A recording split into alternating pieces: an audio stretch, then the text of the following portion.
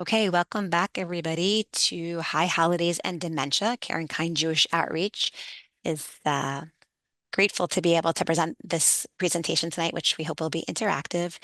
It is September 8th, 2025. We are in Elul 5785.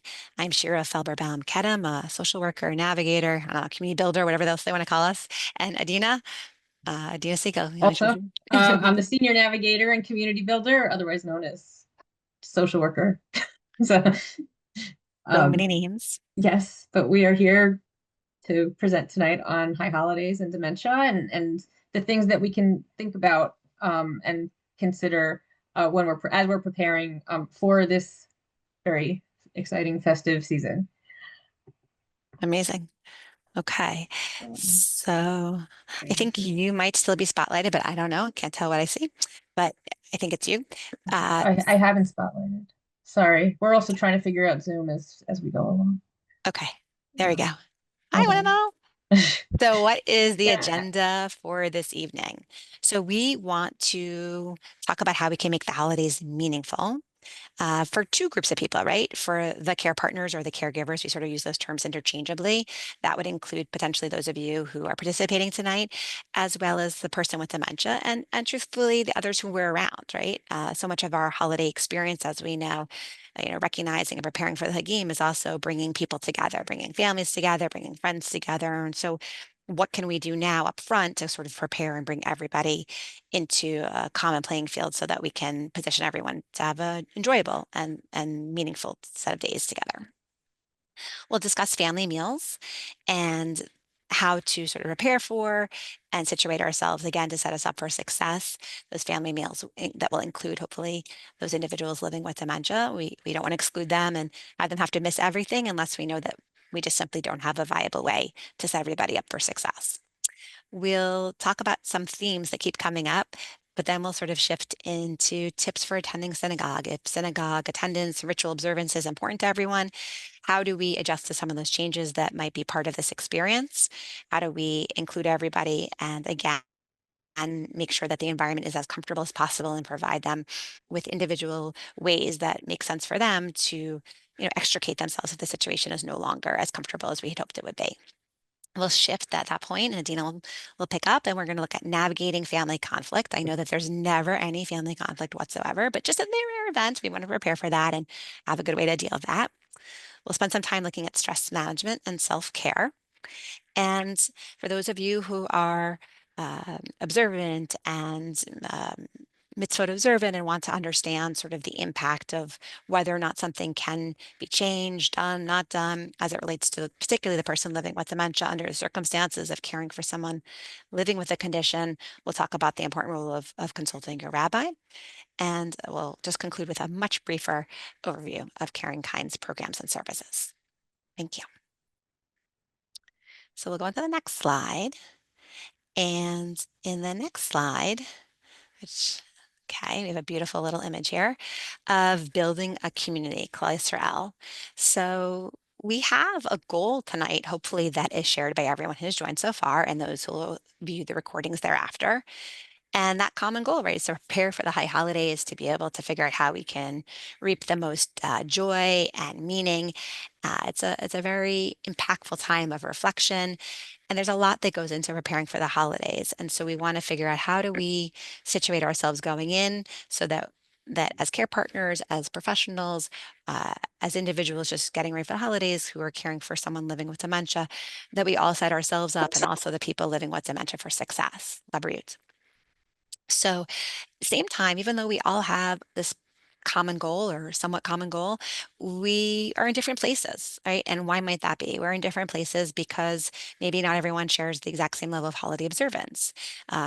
Maybe people are coming and they are representing people living with different forms of types of dementia. Here it might be the Alzheimer's, which is most common. It might be a mixed dementia that involves Alzheimer's and something else like vascular dementia. We know it might be Lewy bodies and a whole host of other things like frontotemporal dementia. And so those differences will also influence the outcome of what's viable. And of course, we know that dementia takes place over a significant period of time, maybe like up to 15 years, depending on when diagnosis is and when we're looking at it. And so over those decade and a half of years or so, there's certainly different stages.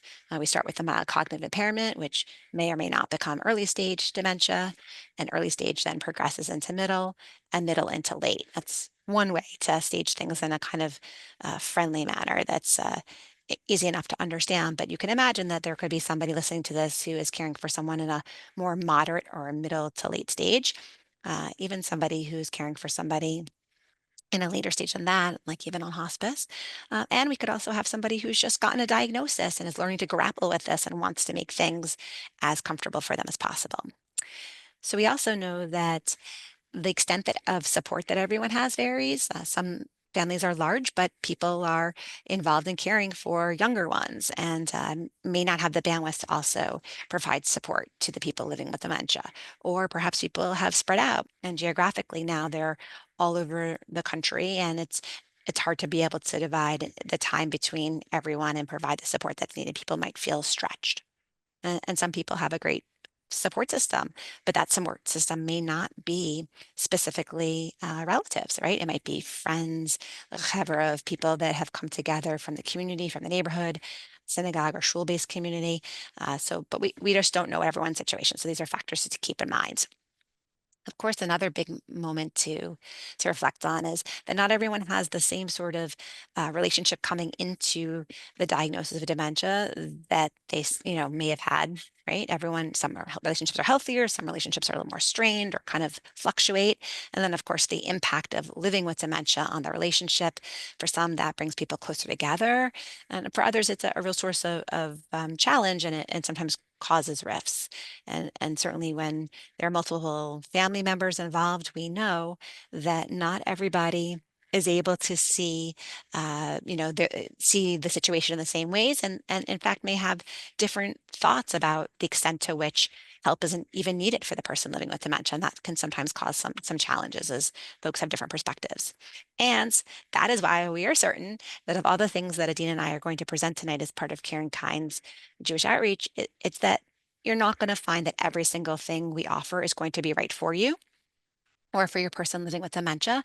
But we hope that if you walk away with a couple of things, a couple of new ideas, something you feel like you can try and take on to kind of put into your toolbox, then that is for us uh, good enough. And we know that in fact, even if you find a collection of things that work today, they may not work quite as well, even, a few months from now. And so having that toolbox is always helpful, regardless of all those factors we just mentioned. Okay, we're going to move on to the next slide. Thank you. So now we want to think about how do we make the Hagim, how do we make these holidays, particularly the high holidays, we're thinking Rosh Hashanah, Yom Kippur, you could even extend it, right, to Sukkot, Shmini Atzeret, Simchas Torah. How do we make all of these dates meaningful? And thank you for Siri. And I guess now it'll be Chat GPT. We'll be able to think about, what is meaningful in life. And we got all kinds of fascinating answers. But we do know, as I said before, that this is really a time of reflection. I like the idea we take stock of what we've gratitude for. Like, what are we appreciative? Like, how amazing is it? And maybe now, as you go through the morning blessings and you're able to recognize I have sight, I have hearing, I have this, these are things that become even more meaningful. And when we see that somebody else who we care about is struggling and is losing some of their faculties or has their cognition compromised, maybe it even highlights even further uh, the need not to take something for granted. We also get a chance to recognize the challenges of the past year, right? And through those challenges, of which there have been many, for some of you, this might have been a year of diagnosis and learning, or looking back and realizing that all the times that we were frustrated and disappointed in someone's behavior or attentiveness, lack of attentiveness, it was actually related to a diagnosis that we did not yet know about. Or perhaps it's feeling like we weren't as patient as we were, and all those arguments that transpired. If only we had known or understood the health condition better, we would have been able to place it in a context. Whatever it is, we've managed. And so really placing emphasis on the resilience that you have each demonstrated to get to this point and will need to continue to draw upon going forward is super important. So we'll be looking at that. We also think about the holidays, though, as a wonderful time to sort of set forth a goal, like a particular idea, which we hold on to as something to work towards and grow on throughout the year. Not to say that as we are is not good enough, but that there's always room to improve. I feel like in Judaism, there's always this kind of Musar movement, this I desire to do even better than we're doing.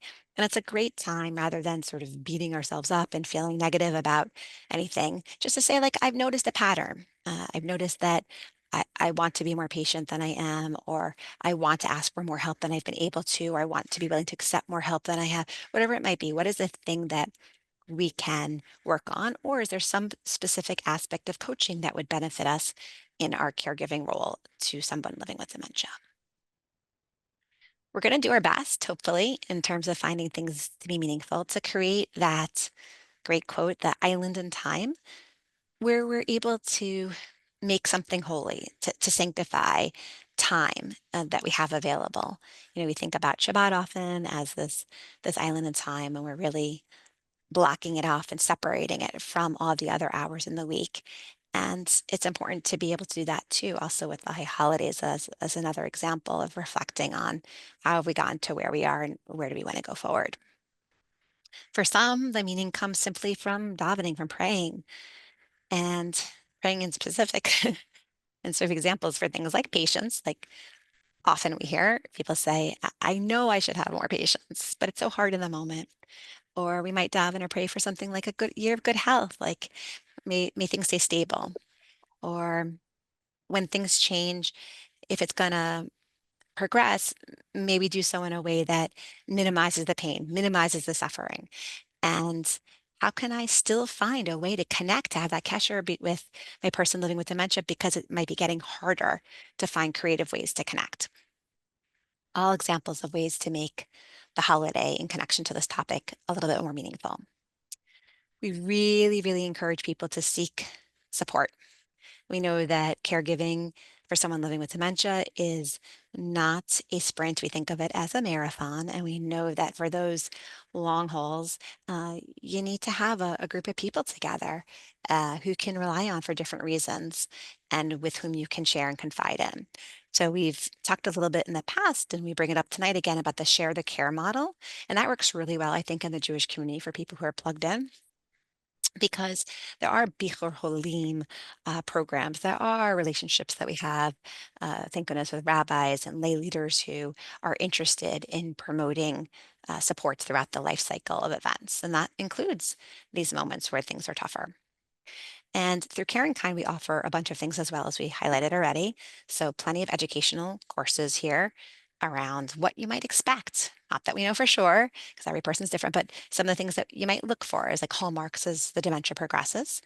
And of course, participating in our emotional support groups. We have some that are just kind of like the traditional support group, and then we have some that are a combination of both education and support together. But those are always good opportunities to meet others who are also in similar positions. And it's a great way to uh, be able to really confide in people who get it from the beginning, and uh, to not worry about this concern about do these other people in my life really have the time or are interested in hearing. And then, of course, there's the coaching or the one-on-one feedback and support that's available through all of us at CaringKind, our dementia specialists. Okay. So we promised we talk about the family meals. For some, right, we know that holidays, Rosh Hashanah, Yom Kippur, it's perhaps much more about coming together with family, coming together with friends, celebrating the passage of time and coming together and taking stock in how everyone's doing. It may not necessarily be about religious observance. And the first thing that comes to mind in these moments is the importance to be flexible. And it's not really any one person, it's everyone, right? It's you all as care partners. It's trying to have everyone else who's going to be in those meals be flexible too. If it's you who is hosting, if it's not you who's hosting, and who are the other people who we think will be around the table. The person living with dementia, they're probably not going to be able to be flexible, right? They're going to do the best they can, but ultimately, it's up to everyone around the person living with dementia to try to create an environment, at least the external environment, that sets them up for success. So, there are probably some things we could think about when it comes to flexibility. And that probably has to do with what people eat, what people don't eat. what people say, what they don't say, what they sing, what they don't sing, all the different ways that you think of a holiday meal, whatever is like the right way, the way that like you're used to doing things and you're used to experiencing them, like being open to the idea that this year and future years, it will probably look different. And that different doesn't necessarily mean anything problematic. It just means, okay, we're going to do the best we can with what we've got. We're going to try not to get upset and angry because that will probably come across, and the person living with dementia is more likely to pick up on that, and that might cause greater commotion than just sort of trying to go with it. So almost like managing our own expectations and giving ourselves permission for it to be a little different. We want to inform participants, right? So anyone who might be at that table or other similar types of gatherings, what to expect of the person living with dementia in terms of behavior. For folks who maybe haven't been in contact for a long time, if there's been significant change, if you look back over a year, what would it be like to give everyone kind of like a heads up and say, just want you to know with regard to providing so and so the most dignity possible that there's been this progression. And unfortunately, some things have changed, and the most recent behavior we're dealing with is. Or, I think we'll be good in the beginning of the gathering, but as night falls, I think it'll get a little bit trickier. Or if I get past that first part of the nightfall and then we kind of settle into routine, it'll be okay. But there might be times when uh, there's sounds, there's vocalization and sort of agitation that we notice. That way, those who might be experiencing it for the first time have a context and understand what's going on, and also maybe what they can do to make things more comfortable.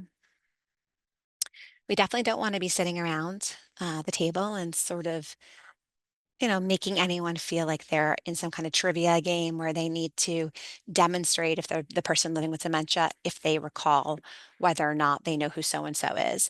So instead of saying, "Oh, do you remember your great aunt so and so?" Right? It can be, or your great grandniece or something. It's, "Hi. Oh my gosh, I bet you don't recognize me. I've grown up so much in the last year since you saw me. I'm so and so," right? So it removes that element of pressure, and it's just a like a gentle way of reintroducing folks to the person living with dementia. So there's no need for the person to feel awkward or uncomfortable, or for the care partner for that matter, to wonder whether or not the person living with dementia is going to recall who everybody else is. Everyone could just be sort of encouraged to first identify themselves.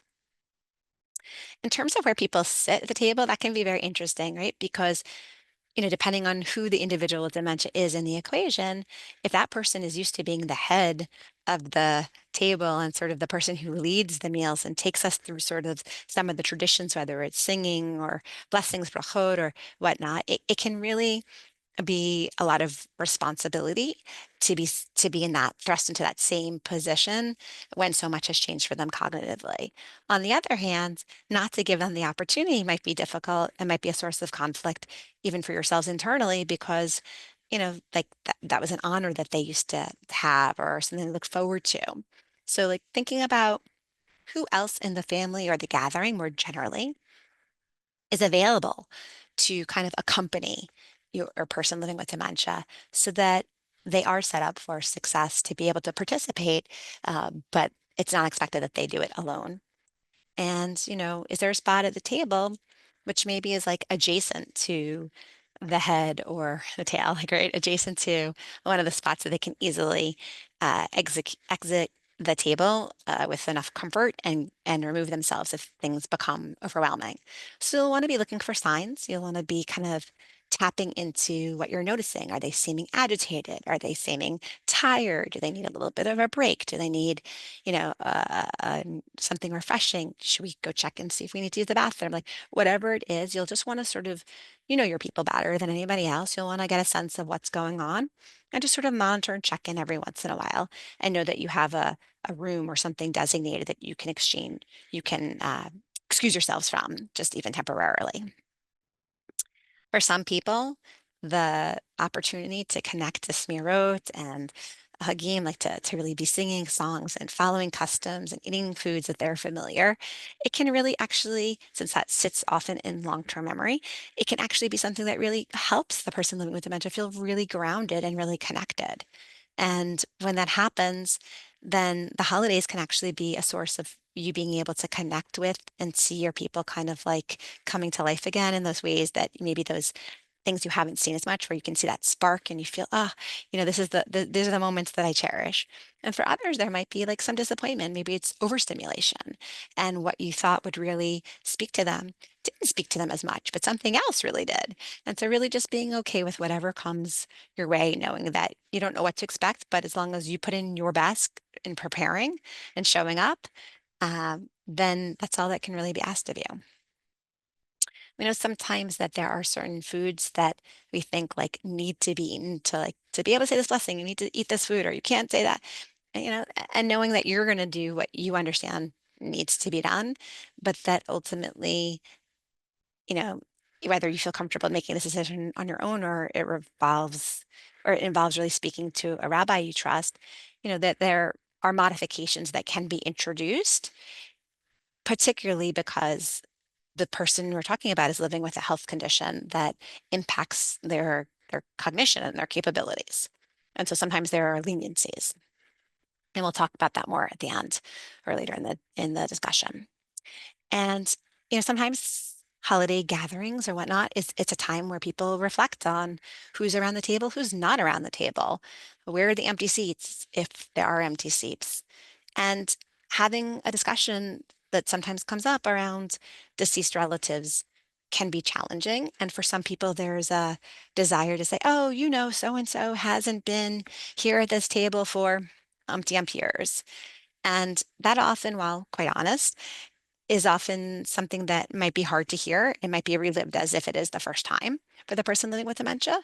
So maybe it's, a way of saying, oh, yes, that brisket or that whatever that is, that was so delicious and always a favorite. And I love this and I love that. And oh yeah, and then what can you change the subject to so it doesn't become something that's the focus?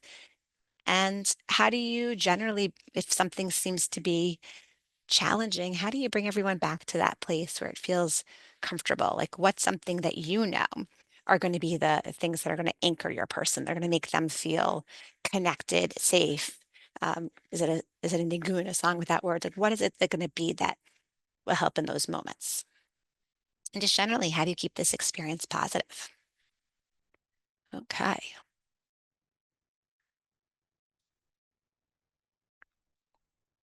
Okay, we're heading to shul. We're going to synagogue.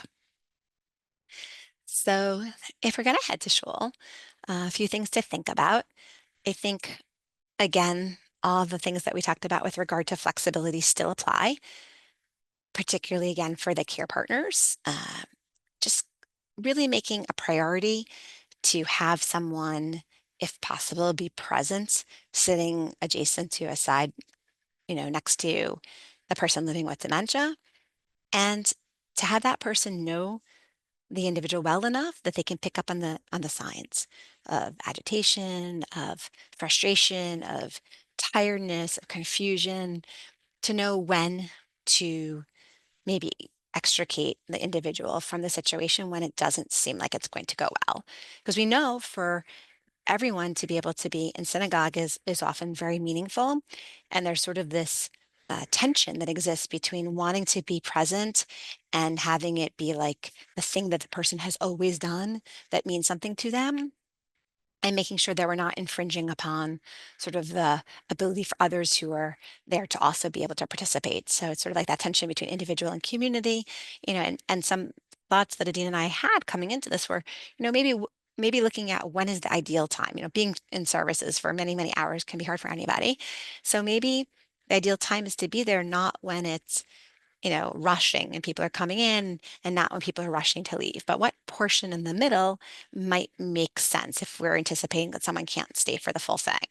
So for instance, would it make sense to come in and just to be there for a segment of it, just enough maybe to hear a little bit of the shofar and hear a few of the songs, and maybe to be able to say the Shemona Esrei of Shacharit and Amidah, like what in Musaf, like what is it that would make the most sense, knowing that the likelihood that they're going to be able to sit through the whole thing is probably not that high, right? But it does depend, of course, on all the factors we mentioned earlier. And in terms of trying to find the right seat, we talked before, Adina and I, about how people sometimes have been sitting in the same seat for like decades. It's their makom, it's their place, it's their spot. And so sometimes being able to be in any other seat just isn't really so realistic. But sometimes there's flexibility.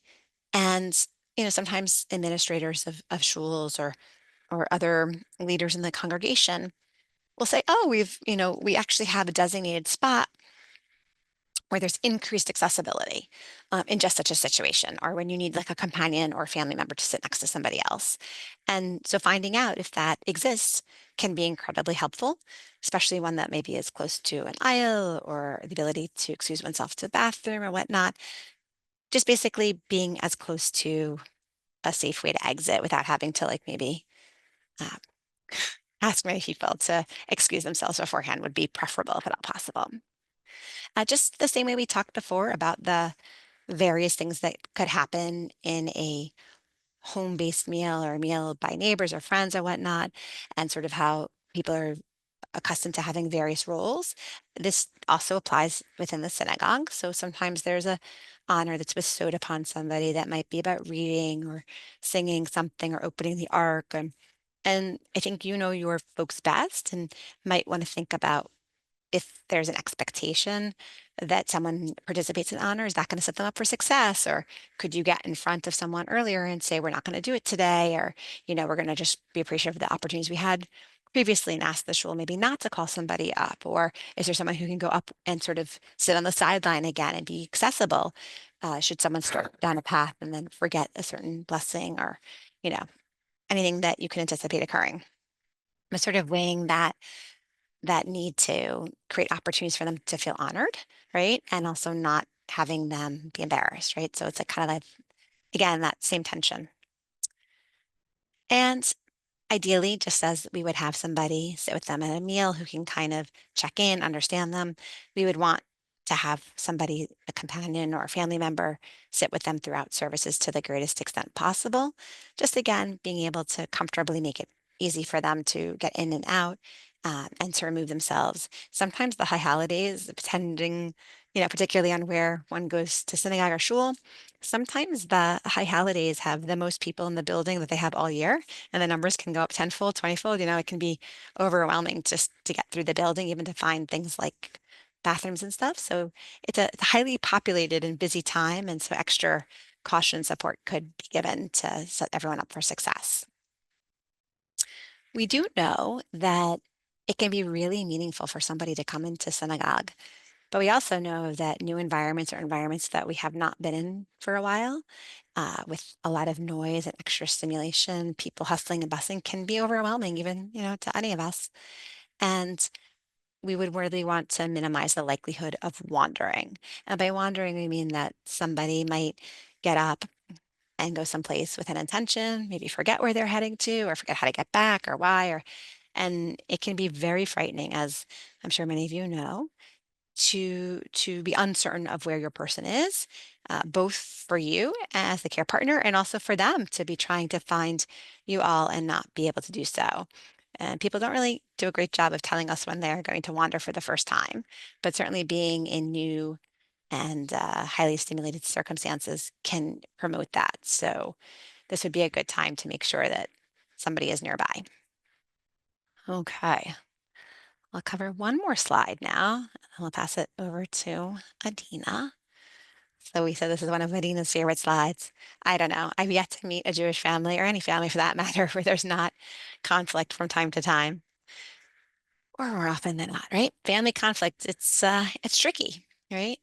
So I think that the opportunity exists to try to focus on how do we all work together to make whatever holiday gathering or time spent together as positive as person, not just for each individual, but specifically for the person living with dementia. There are often kind of hot button topics that you can attempt to avoid discussing. For some, that might be the extent of care that's needed, or the approach to the care that's being provided, or for others, it might be politics, or whether to have a home health aide, not have a home health aide, have an evening aide, be in a residential setting, whatever it might be. Maybe just for the sake of the holiday and getting through it, maybe we just agree to all be together and appreciate the chance that we're all together now, right? We don't know how long that will continue to go on for. And then afterwards, in a less pressure situation, maybe there's the opportunity to reflect and say, that went better than I thought it would, or, that didn't quite go the way we were hoping. What could we do differently next time? And, the conflicts that can come up around how much need does the person living with dementia actually have and what's the best way to address it kind of comes from a good place, right? And so if we can focus on the fact that maybe we don't all agree on what the right level of care is, and maybe we don't all agree how that care should be provided for, the fact that we all care, that's a big deal, right? Sometimes people don't care, or they don't demonstrate, or they don't have the availability emotionally or time to be able to show up in that way. So figuring out how to kind of view things in a different framework might be helpful just to get through the holidays and probably other times in life too. That's really about focusing on the common ground. Wow, we both love this person. We both care about this person. We want to make sure they're safe. We want to make sure that they are respected. Whatever it is that you can reach agreement on, we would encourage you to try to focus on that part. And, even if you have to do things differently going forward, which is almost in fact something that we can count on, right? As dementia progresses, we know that as each stage continues to be reached as the health condition progresses, we understand that there will be changes not only to cognition, ability to sequence and do things independently. There'll also be changes perhaps to personality, to mood, and physical abilities. And so we're going to have to keep doing things differently. And I'm not suggesting, I don't think Adina would either, that, you have to love every change. But if we go with the idea that the person living with dementia is really doing the very best that they can do and that things are evolving, then we have to make some changes too in order to keep things conflict reduced, if not conflict avoidant, and to be able to ensure that everybody's okay. Adina, do you want to add something? Just one more point on that. I think the other thing is, family members are going to see things in different ways, and sometimes there won't be points where you can find common ground, and there may be some work that may need to be done on acceptance. So I just wanted to add that as well. I think Yeah, I'm supposed to spotlight myself now. yeah, exactly. We're Oh just wait, saying I have to unspotlight you. I'm sorry. You yeah, guys get to hear and we're our just Zoom. And we're just about to get to the part where I was going to say, we were talking before kind of about serenity prayer, right? How complicated it is sometimes to differentiate between what are the things that we should be accepting and what are the things that we should be trying to change, and then and kind of taking it forward from there. Okay, so with that, Okay, hand it back over to Adina. thank Will take us you. away with things to remember. Okay. So just some things to remember when it comes to the holidays. You're not responsible for the person living with dementia's moods or actions. And I think this can be really hard. I think around holiday time, we all want to have a good experience. We all want, we all are thinking about perhaps, previous holidays that were really great, and having great memories, and we want that. And so it's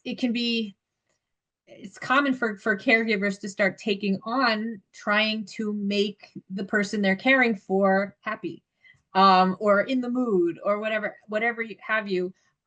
It's really important to realize that it's not, I don't think you have that control as a caregiver, and it's really not the caregiver's responsibility for how that person feels. You're sort of the container for that person, right? To keep them safe and to keep them functioning, but you really don't have control over how they're feeling and how they're taking things in. So being able to let go of that, I think, can make holidays a little bit less stressful. Um, with that, I think acknowledging that things may be different than they were in the past is also very important. We were talking about, shul. I think, a lot of times people get very, and rightfully so, knowing that your person, well, I have no idea if they're really davening, or if they're on the right page, or if they're saying the right thing, or what have you. We'll get to that in the upcoming slides. You don't really have to worry about that, and you probably shouldn't worry about that. But it's hard, especially if it's somebody who you've known who took the holidays seriously, took their davening seriously, to see them not engage the same way that they have in the past is very painful. So it's important to kind of acknowledge that. I would say to even grieve that. And with that, you can sort of then sort of be in the moment in the here and now about, okay, well, what do we have to do on the ground now? The holidays can be a wonderful time for the person living with dementia to connect with good memories of the past. And a lot of times when we can connect to the good memories of the past, we can actually create positive moments in the present as well. You know, a lot of times uh, people with dementia like to look at pictures, and you can go back and talk about, you know, this person and that person and remember when this happened. You know, so that it might be a nice time to reminisce. And as I also mentioned, I think this is a kind of a common thread throughout this entire presentation. It's really important to try to stay in the moment, you know, not to fast forward, you know, into what's going to happen 5 hours from now, what happened 2 days ago. Really be like, okay, right now our focus is getting through shul. Right now our focus is getting through the meal. Right now our focus is doing tashlich or whatever. And trying to really stay in the present moment, I think is really important in terms of reducing stress for the holidays. Not just for caregivers, by the way, I think for everybody, but definitely for caregivers. Another really important piece is, and where we're talking about forgiveness, is self-compassion. I think a lot of times as caregivers, um, caregivers certainly who comes to me, and I think who come to Shira, you know, it's really easy to beat yourself up, to feel like, oh my gosh, I'm not doing, you know, I'm not doing this right, I'm not doing that right. A lot of, and we were talking when we were talking and preparing before, we were I know what comes up a lot for both of us is around anger and around lack of patience, and these are all things that are very normal for this type of situation, but it's you know, when you're living it, it's not so easy to just let go of it.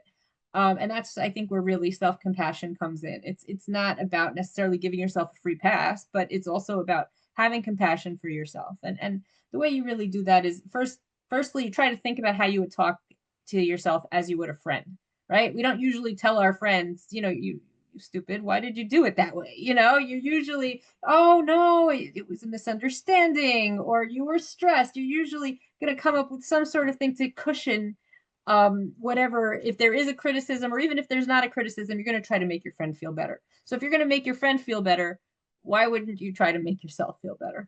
So try to talk to yourself as you would a friend.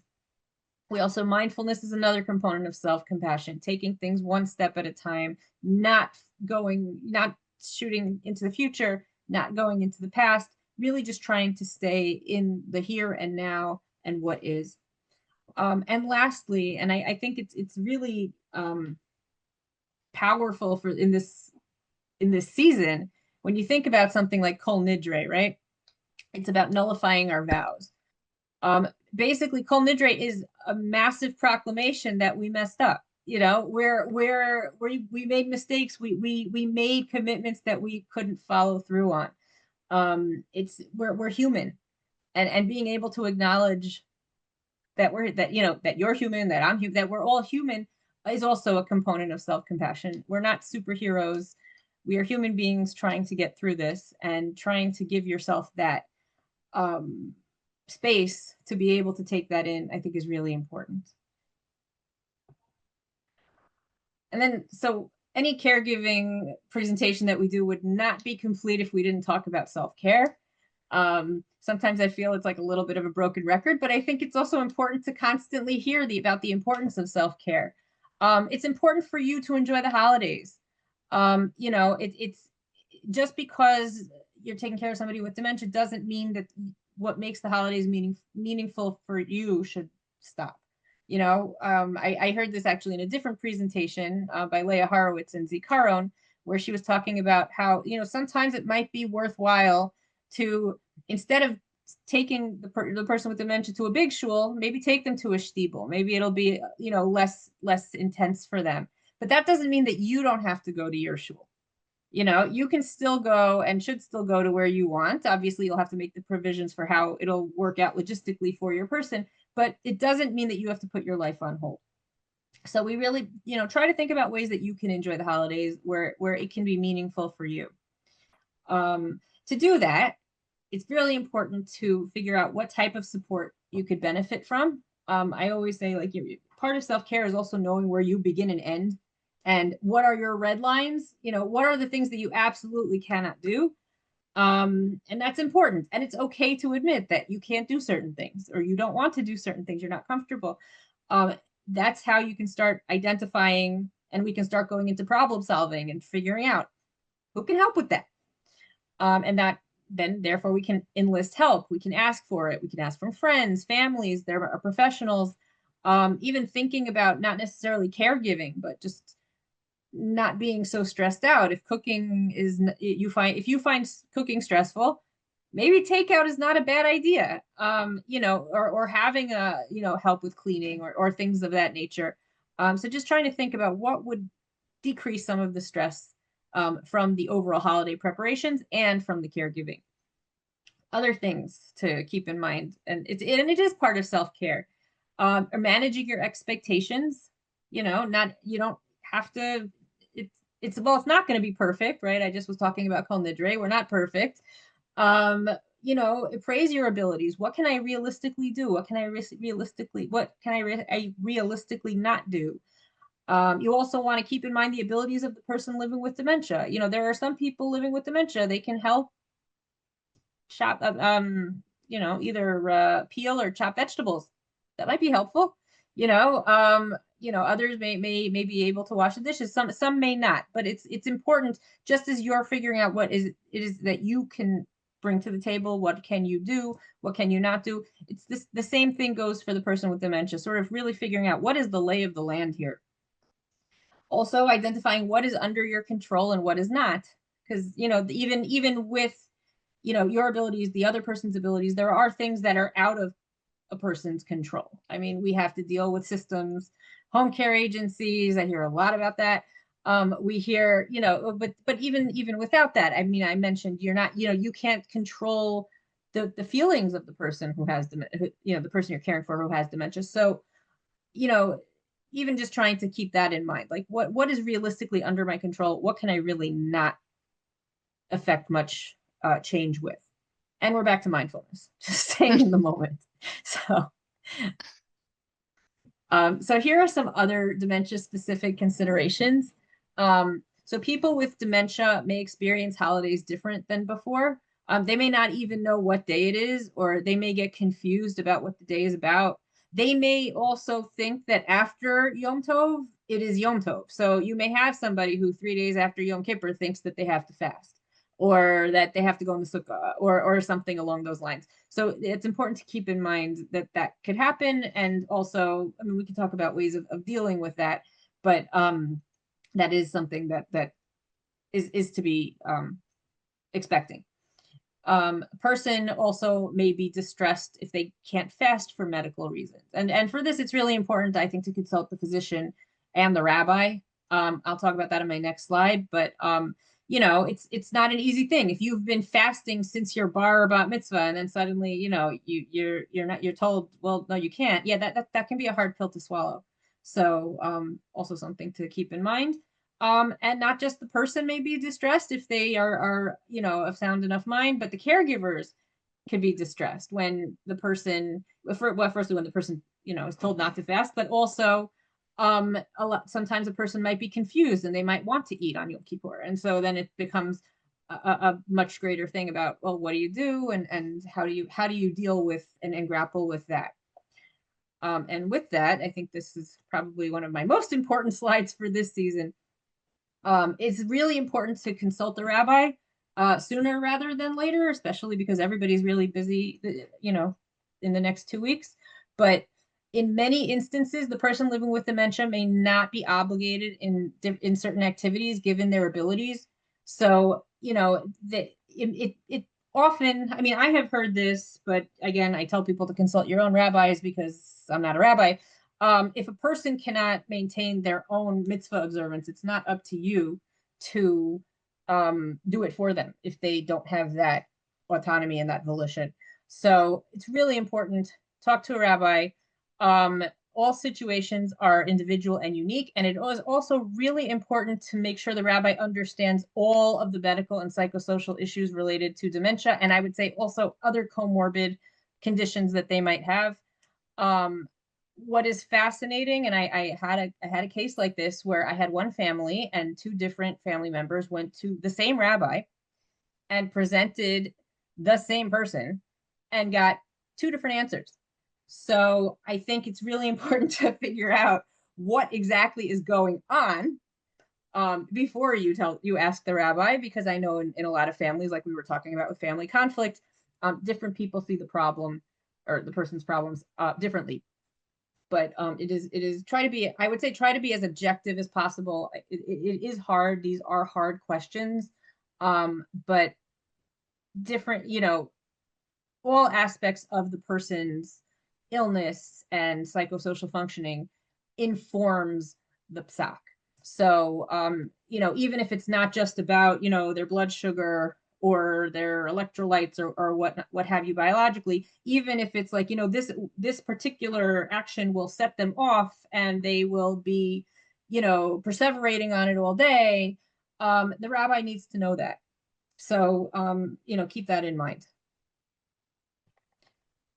So with that is actually pretty much most of our content. We're going to open it up for questions soon. But we want to wish you all a very, very sweet and happy new year, Shana Tova Matuka, and a Gemar Chatima Tova. And really thank you for coming. I know it means a lot to us, and I hope this was helpful. And just for anybody who came late, just some of CaringKind services. We're not going to do the whole slideshow that we did before. But we have our helpline. Again, that's sort of like our gateway to all of our programs. It's also a way you can just get, one-off information and referrals for different resources in the community for people with dementia. We have our education and training programs.